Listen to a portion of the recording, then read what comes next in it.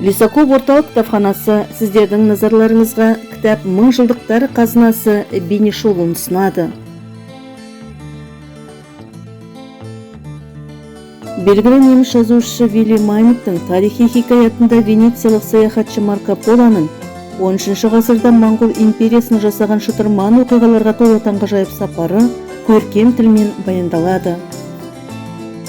Марко Поло Италия саяхатшысы, орта ғасырда Азия туралы аса бай географиялық және тарихи мағлұматтар қалдырған. 1271-1275 жылдар әкесі Никола Поло мен ағасы Маттео Полоға еріп Қытайға саяхат жасады. Жерорта теңізі, Палестина, Кіші Азия, Ирак, Иран, Памир тауы және Қашқария арқылы 3 жылдан аса жол жүріп Пекинге жеткен. 1271-1275 жылдары олар теңіз бен Кіші Азияның оңтүстік шығыс жағалауына келіп жетті. Осы жерден Қытай құрлығына табан тіреді. Қытайда 17 жыл тұрды. Моңғол ханы Құбылайдың қарамағында болып, Қытайды аралады. Қызмет бабымен Үндістанға жүзіп барып қайтты. Қытайда Полоның мансабы өрледі. Қызметмен Құбылай ханға қатты ұнап, елдің әр аймағына орын ауыстыра жүріп, Құбылай ханға 15 жыл қызмет етті. Ол ел басқарудың күрделілігі мен тиімділігіне, мәселен пошта жүйесіне қатты таңданды.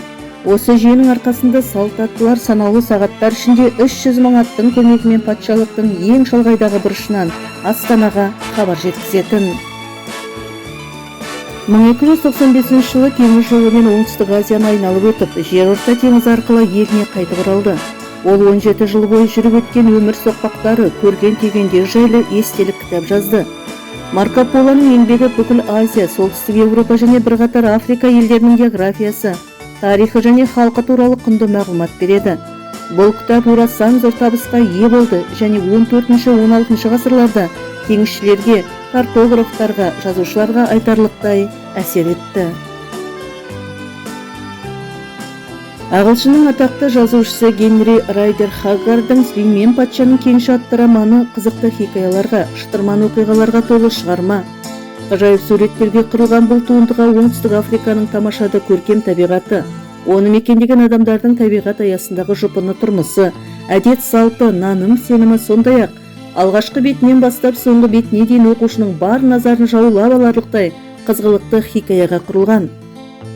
Романның басты кейіпкерлері жиһангез аңшы Аллан Куатермен, сэр Генри Куртис пен капитан Гуд және түземдік Омбопа хикмет атаулының барлығынан өздерінің асқан табандылығымен, жанкешті ерлігі, ақыл парасатының арқасында аман шығып отырған.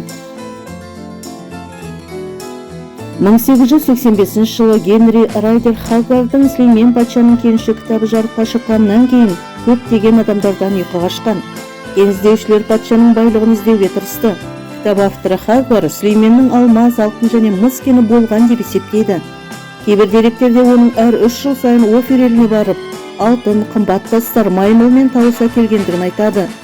Ғалымдар құпиялы Офир елінің қайда екенін анықтауға тырысқанымен, зерттеулер еш нәтиже бермеген.